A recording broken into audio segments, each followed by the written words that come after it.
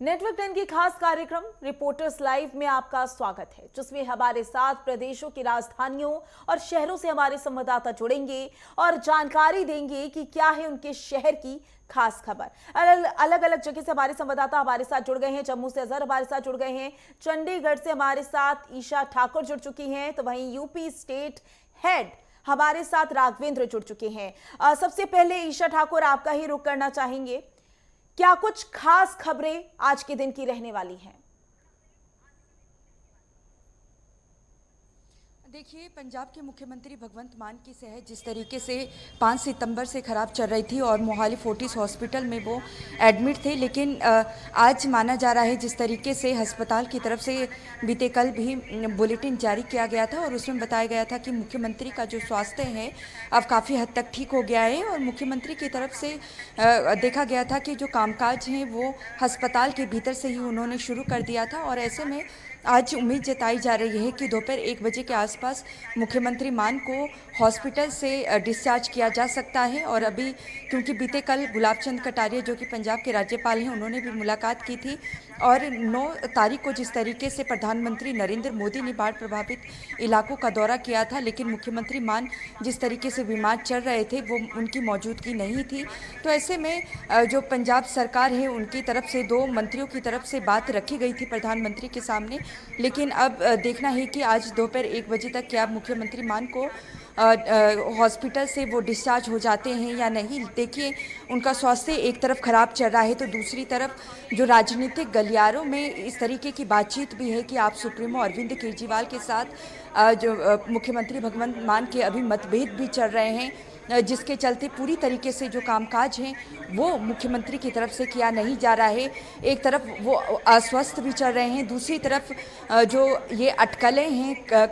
कई सोर्सेस इस बात का खुलासा कर रहे हैं कि आम आदमी पार्टी में कुछ भी ठीक नहीं चल रहा है। कई धड़ों में इस वक्त आम आदमी पार्टी बढ़ चुकी है। आप सुप्रीमो अरविंद केजरीवाल और पंजाब के मुख्यमंत्री भगवंत मान के बीच भी कहीं ना कहीं मतभेद सामने दिखाई दे रहे हैं, लेकिन इन सब के बीच अब मुख्यमंत्री जब अस्पताल से वापस अपने आवास पहुंचते हैं, क्योंकि उनकी जिस तरीके से स्वास्थ्य ठीक नहीं चल रहा था, 5 तारीख को कैबिनेट की बैठक होनी थी, उसे भी रद्द किया गया था। तो ऐसे में अगर डिस्चार्ज हो जाते हैं तो 2 दिनों में कैबिनेट की बैठक भी होने वाली है। लेकिन जो जिस तरीके से बाढ़ की स्थिति पंजाब में बनी हुई है, हालांकि इस वक्त मौसम साफ है और धीरे धीरे जो स्थिति है उसको कहीं ना कहीं पटरी में लाने की कोशिश की जा रही है। प्रधानमंत्री यहाँ पर होकर गए हैं, लेकिन अब इसको लेकर भी राजनीति अपनी चरम पर पहुंच चुकी है। पंजाब सरकार का कहना है कि उनकी तरफ से राहत जो विशेष पैकेज मांगा गया था केंद्र से वो 20,000 करोड़ का था, लेकिन केंद्र की तरफ से महज 1,600 करोड़ रुपए का राहत पैकेज का ऐलान किया गया और जिसका उनकी तरफ से कहा गया है कि निंदा करते हैं ये पैकेज जो दिया गया है। और एक बड़ा आरोप यहाँ पर आम आदमी पार्टी ने back to back press conference बीते कल के दौरान करके भी लगाया है कि बाढ़ प्रभावित जिन लोगों से प्रधानमंत्री ने गुरदासपुर में मुलाकात की वो बीजेपी के कार्यकर्ता हैं। और उनका ये भी कहना है, पंजाब के वित्त मंत्री की बात करें या फिर आप आम आदमी पार्टी के पंजाब प्रधान हैं जो अमन अरोड़ा, उनकी बात करें, उनकी तरफ से ये कहा गया है कि जो पंजाब की 3 करोड़ जनता है उनका अपमान करके प्रधानमंत्री यहाँ से गए हैं। एक और यहाँ पर आरोप लगाया है कि प्रधानमंत्री की तरफ से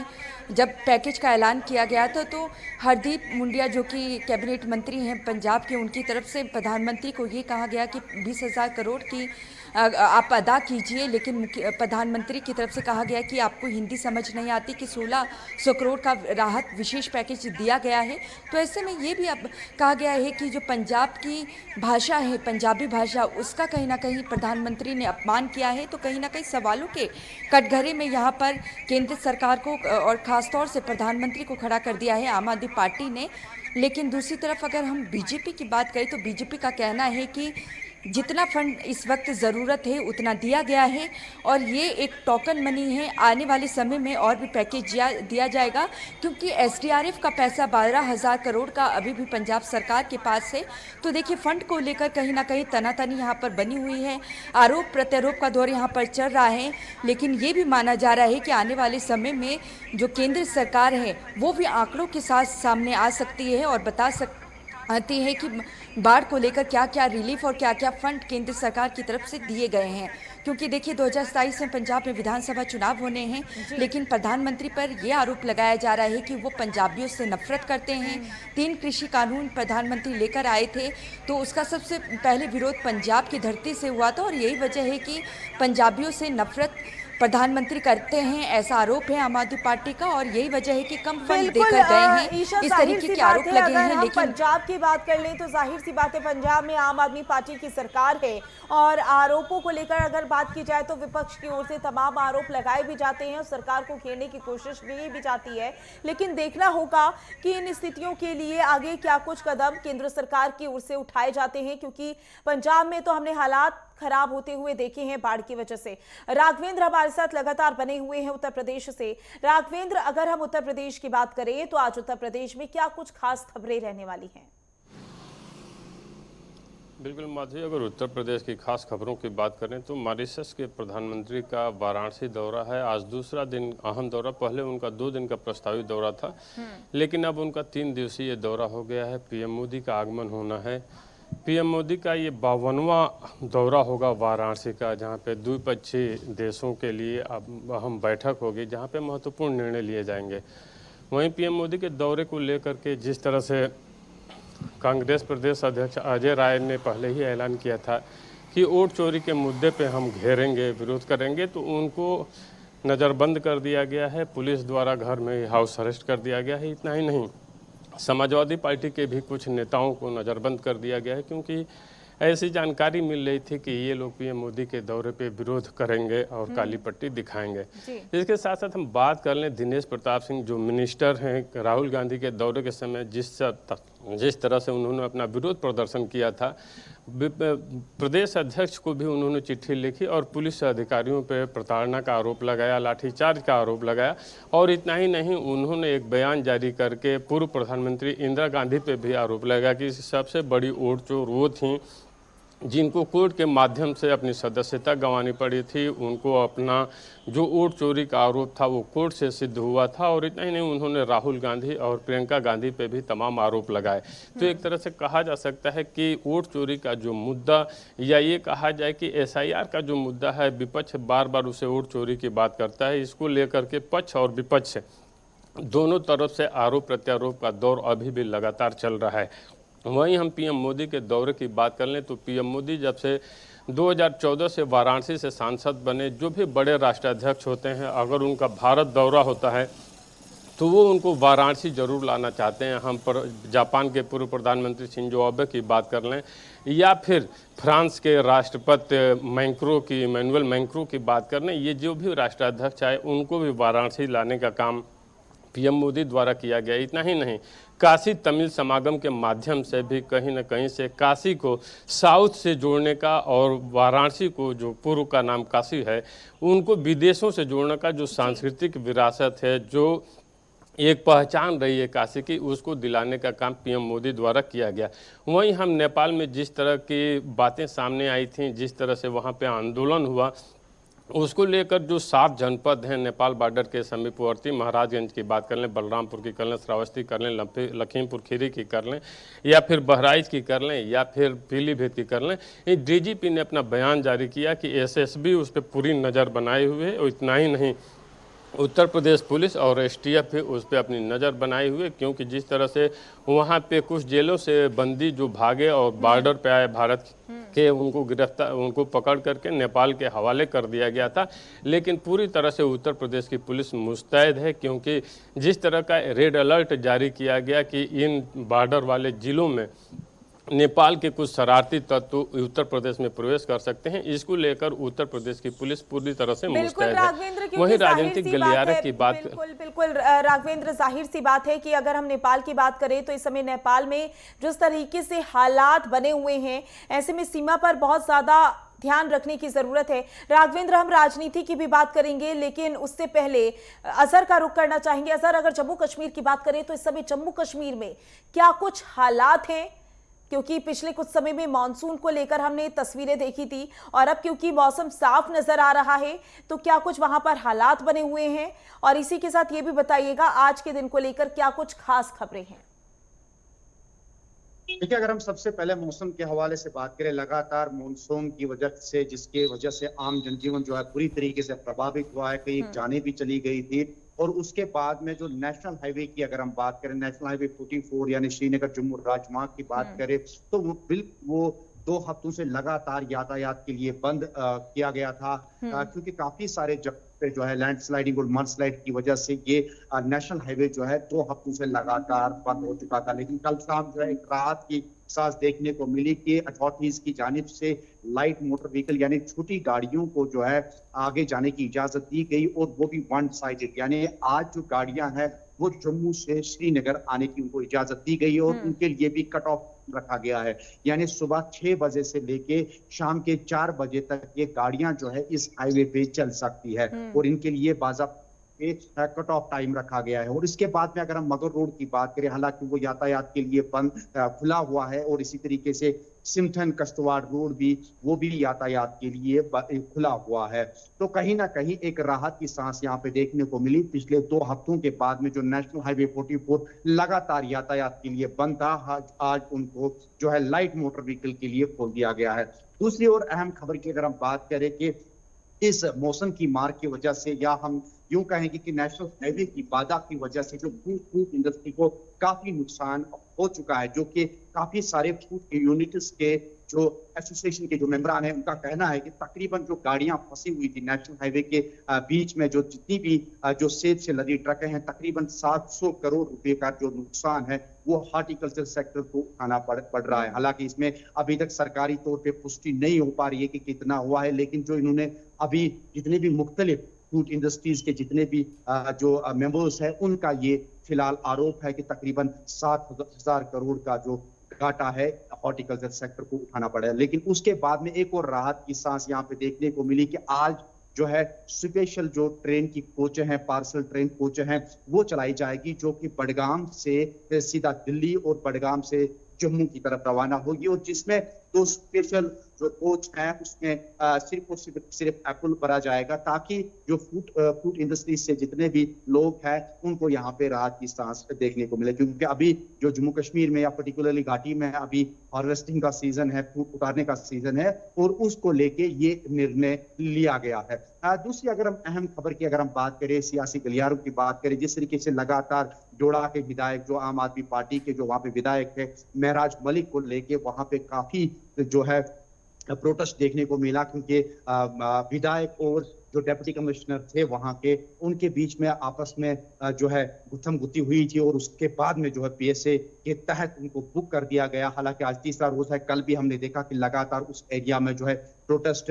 देखने को मिला, और उसके बाद में नेट की जो सुविधा है, जो नेट है वो पूरी तरीके से बंद किया गया था। स्कूल और उसके साथ साथ जो दुकानें हैं उनको मुकम्मल तौर पे बंद कर दिया गया है। और आज चूंकि राहत की सांस ये है कि आज चूंकि बिल्कुल पीस माहौल है, दफा 144 में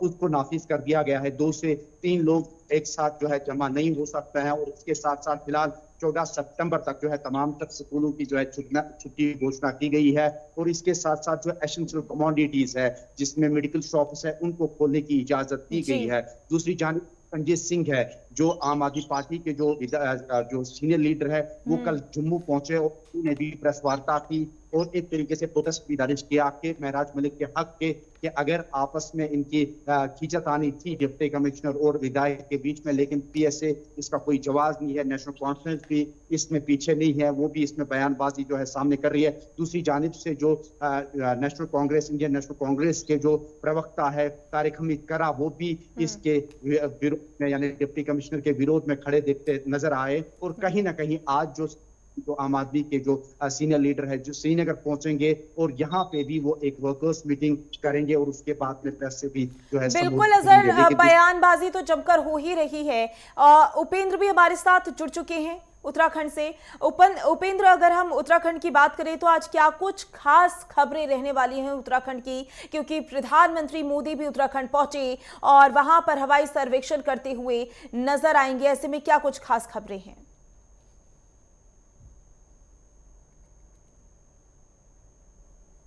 और आपदा प्रभावित क्षेत्रों का वह दौरा करेंगे। करीब 2:30 बजे के करीब जो है वो जिस तरीके से जोलीग्रांट एयरपोर्ट पर पहुंचेंगे, और वहां से जो है जो अपना गृह क्षेत्र है वहां का दौरा करते हुए दिखाई देंगे। जिस तरीके से मुख्यमंत्री पुष्कर सिंह धामी जो है उनके स्वागत में जौलीग्रांट एयरपोर्ट पर पहुंचेंगे, वहां मुख्यमंत्री जो है उनका स्वागत जो है वहां पर जौलीग्रांट एयरपोर्ट पर पहुंचेंगे। साथ ही जो तमाम जो मंत्री हैं वो भी वहां पर मौजूद रहेंगे। जिस तरीके से जो आपदा ग्रस्त क्षेत्र है, चाहे वो उत्तरकाशी जनपद की बात की जाए, चमोली, बागेश्वर, तमाम जगहों पर जो जहां पर भी जो आपदाएं जिस तरीके से आई, जहां पर बादल फटने की जो घटनाएं जिस तरीके से हुई है, वहां का जिस तरीके से जो है जायजा प्रधानमंत्री नरेंद्र मोदी जो है वो लेंगे और उसके बाद जो बैठकें जो है वो उसके बाद जो है वो करते हुए दिखाई देंगे। क्योंकि जिस तरीके से केंद्र की जो टीमें हैं वो 2 दिन पहले से ही जिस तरीके से यहाँ पर सर्वे कर रही है कि कितना नुकसान जो है उत्तराखंड में आपदा के चलते जो है हुआ है, उस सर्वे के बाद जो है पूरी रिपोर्ट जिस तरीके से केंद्र को सौंपेंगे और केंद्र को सौंपने के बाद जो है ये माना जा रहा है कि बजट का प्रावधान जिस तरीके से जो है केंद्र की ओर से जो है आपदा को लेकर जो है उत्तराखंड के लिए रखा जा सकता है। क्योंकि मांग जिस तरीके से जो है काफी ज्यादा जो है वो यहाँ पर की जा रही है। 5,000 करोड़ की मांग तो उत्तरकाशी जनपद के लिए जिस तरीके से गंगोत्री विधायक की ओर से जो है वो किया गया है। तो ऐसे में अलग अलग जगहों पर जो है इस तरीके की मांग जो है वो लगातार की जा रही है कि ज्यादा मुआवजा जो है वो उत्तराखंड के लिए जो है राशि जो है वो आपदा को लेकर जो है वो दी जाए। तो यानी कि आज जिस तरीके से जो प्रधानमंत्री जब दौरा करेंगे तो आपदा पीड़ितों पर एक मरहम लगाने का काम जो है प्रधानमंत्री करते हुए नजर आएंगे। क्योंकि जिस तरीके से मंत्री करते हुए नजर आएंगे, क्योंकि जिस तरीके से चाहे पंजाब हो, हिमाचल हो, तमाम जगहों पर जिस तरीके से उन्होंने दौरा किया, प्रभावितों से भी मुलाकात जिस तरीके से उन्होंने की और आज जिस तरीके से हवाई सर्वे के जरिए जिस तरीके से नुकसान का जायजा आप वहां पर देखेंगे तो कहीं ना कहीं एक पीड़ितों को एक आस जरूर होगी कि अब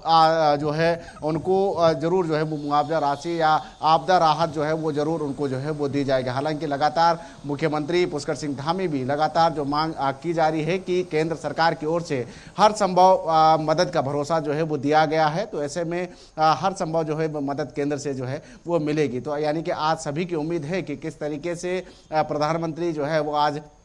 उत्तराखंड में जो प्रभावित क्षेत्र हैं वहां का दौरा जो है किस तरीके से करने वाले हैं। दूसरी बड़ी खबर की अगर बात की जाए, जिस तरीके से नेपाल में जो अहिंसा जिस तरीके से हो रही है, साथ ही जो राजनीतिक हालात जिस तरीके से वहां पर हैं, ऐसे में उसका प्रभाव उत्तराखंड के जो बॉर्डर क्षेत्र हैं वहां पर भी साफ तौर पर देखने को मिल रहा है। एसएसबी की ओर से आवाजाही पर, बॉर्डर क्षेत्र पर जो है आवाजाही पर रोक लगा दी गई है। कोई भी भारत से नेपाल की तरफ कोई भी व्यक्ति जो है वो नहीं जा सकता है, साथ ही नेपाल से कोई भी व्यक्ति भारत की ओर जो है वो नहीं आ जा सकता। यानी कि बॉर्डर को पूरी तरीके से सील कर दिया गया है। उसके साथ ही जिस तरीके से जो नेपाल में जो हालात बने हुए हैं, ऐसे में जो उत्तराखंड के बॉर्डर क्षेत्र है, चाहे वो टनकपुर हो, बनबसा हो, पिथौरागढ़ का क्षेत्र हो, खटीमा हो, इन तमाम जगहों पर जो है व्यापार में भी काफी नुकसान जो है वो देखने को मिला है। अकेले टनकपुर की अगर बात की जाए तो टनकपुर में जिस तरीके से जरूरी सामानों की दुकानों को छोड़कर शेष दुकानें जो है वो 2 दिन से बंद हैं। ऐसे में वहां पर जो है वो काफी नुकसान हुआ है, क्योंकि सबसे ज्यादा नेपाली मूल के जो व्यक्ति हैं, क्योंकि रोटी बेटी का संबंध उत्तराखंड और नेपाल का है, तो ऐसे में नेपाल मूल के सबसे ज्यादा जिस तरीके से जो कस्टमर टनकपुर में आते हैं वो जो है वो आना बंद हो चुके हैं। साथ ही इसी तरीके के हालात बनबसा में भी इसी तरीके के हालात जो है वो बने हुए हैं। 80% जो व्यापार जो नेपाल के साथ जो होते थे, यानी कि नेपाल के मूल के लोग जिस तरीके से जो 80% व्यापार बनबसा में जो करते थे वो जो है वो आना बंद हो चुके हैं। तो ऐसे में वहां के जो व्यापार है, बिल्कुल उपेंद्र, जिस तरीके से नेपाल में हालात बने हुए हैं, जाहिर सी बात है सीमा पर ध्यान रखना तो जरूरी ही है, लेकिन उससे कहीं ना कहीं आसपास के जो राज्य के क्षेत्र हैं उस पर ज्यादा असर पड़ता हुआ नजर आ रहा है, जैसा कि आपने बताया। राघवेंद्र हमारे साथ लगातार बने हुए हैं। राघवेंद्र, क्योंकि हम राजनीतिक गलियारों की भी चर्चा कर रहे थे कि आज उसको लेकर क्या कुछ खास खबरें रहने वाली हैं, तो आज राजनीतिक गलियारों में क्या कुछ देखने को मिलेगा? बिल्कुल, अभी अगर राजनीतिक गलियारों की बात करें तो राहुल गांधी का आज दूसरा दिन रायबरेली दौरा है। इस समय वो एनटीपीसी जो ऊंचाहार में है उसके कर्मचारियों से भेंट मुलाकात कर रहे हैं। और जिस तरह से भारतीय जनता पार्टी के नेता ने विरोध किया है और दिनेश प्रताप सिंह ने जिस तरह का आरोप राहुल गांधी पे उनके दादी पे या ये कहा जाए इंदिरा गांधी पे और प्रियंका गांधी पे आरोप लगाया है। ये कहा जा सकता है कि पूर्व समय में चूंकि दिनेश प्रताप सिंह कांग्रेस में हुआ करते थे, अब भारतीय जनता पार्टी में है, तो जो रायबरेली अमेठी सुल्तानपुर का भी कांग्रेस का गढ़ हुआ करता था, वहां पे ही उसी रायबरेली में उसी अमेठी में अब गांधी परिवार को कहीं न कहीं से विरोध का सामना करना पड़ रहा है। जिस तरह से कांग्रेस के पुराने कद्दावर नेताओं में अखिलेश प्रताप सिंह थे, उनकी बेटी अदिति सिंह जो कांग्रेस की विधायक हुआ करती थी, अब वो भी भारतीय जनता पार्टी में है। तो एक तरह से कहा जा सकता है कि उत्तर प्रदेश की राजनीति में ये एक बहुत बड़ा बदलाव देखने को मिल रहा है कि अब रायबरेली में कांग्रेस के बड़े बड़े धड़े के नेता भारतीय जनता पार्टी की तरफ जा रहे हैं और उसी कांग्रेस को अब रायबरेली में विरोध का सामना करना पड़ रहा है। वहीं समाजवादी पार्टी की बात करें तो एसआईआर मुद्दे पे वोट चोरी जैसी बातों को लेकर पीडीए के साथ साथ अखिलेश यादव लगातार पीडीए की पाठशाला के नाम पे अब गाँव में अपने बूथ लेवल की तैयारियों में जुट गए हैं और पंचायत चुनाव के माध्यम से वो आने वाले विधानसभा चुनावों की तैयारियों को साधने का एक तरह से प्रयास कर रहे हैं। वहीं क्षेत्रीय दलों की बात कर लें तो निषाद पार्टी की बात कर लें या ओपी राजभर की सुभाषपा की बात कर लें, ये दोनों राजनीतिक दल इस समय अखिलेश यादव पे लगातार हमलावर हैं कि वो इनका बार बार आरोप है कि इनका पीडीए मतलब परिवार का पीडीए है, न कि समाज का पीडीए है। असली हम पीडीए की वकालत करते हैं। तो एक तरह से कहा जा सकता है कि ओबीसी के उभरते जो नेता हैं, जो क्षेत्रीय पार्टियां बना लिए हैं अलग अलग, कहीं ना कहीं से अखिलेश यादव को भी चुनौती दे रहे हैं। और जो आने वाला पंचायत चुनाव है उत्तर प्रदेश में और जो आगामी विधानसभा चुनाव होगा, इसमें समाजवादी पार्टी को इन क्षेत्रीय दलों से काफी चुनौती मिलेगी। वहीं भारतीय जनता पार्टी की बात करें तो भारतीय जनता पार्टी चूंकि सबका साथ सबका विकास के नारे के साथ चुनावी मैदान में जाती है और जिस तरह से वो लाभार्थियों का एक खास वोट बैंक तैयार किया है, उसको लेकर वो अपने जनाधार को फिर से बूथ लेवल पे पहुंच रही है और पंचायत चुनाव हो या विधानसभा चुनाव हो, इसी मुद्दे पे वो आगे बढ़ती हुई दिखाई दे रही है। तो एक तरह से कहा जा सकता है कि सारे राजनीतिक दल पंचायत चुनाव और विधानसभा की चुनावों की तैयारियों में अभी से जुट गए हैं। आरोप प्रत्यारोप का दौर शुरू हो गया है और योगी आदित्यनाथ सरकार की बात कर लें तो एक बेहतरीन कानून व्यवस्था देने के नाम पे, प्रदेश की अर्थव्यवस्था को 1 ट्रिलियन बनाने के नाम पे और रोजगार मेले, रोजगार महाकुंभ के नाम पे युवाओं को रोजगार देने जैसे मुद्दों को लेकर जनता के बीच में बिल्कुल राघवेंद्र, जाहिर सी बात है कि चाहे वो राजनीति में हो या फिर अर्थव्यवस्था हो या फिर युवाओं को रोजगार उपलब्ध कराना हो, हर एक चीज को लेकर यूपी सरकार की ओर से बड़े फैसले लिए जा रहे हैं। और क्योंकि कल ही ऐलान किया गया है कि 2047 तक $6 ट्रिलियन की जो अर्थव्यवस्था है उसका लक्ष्य रखा गया। ऐसे में देखना होगा उत्तर प्रदेश में सरकार इसको किस तरीके से हासिल करती हुई नजर आएगी। आप तीनों का बहुत बहुत शुक्रिया ज्यादा जानकारी के लिए।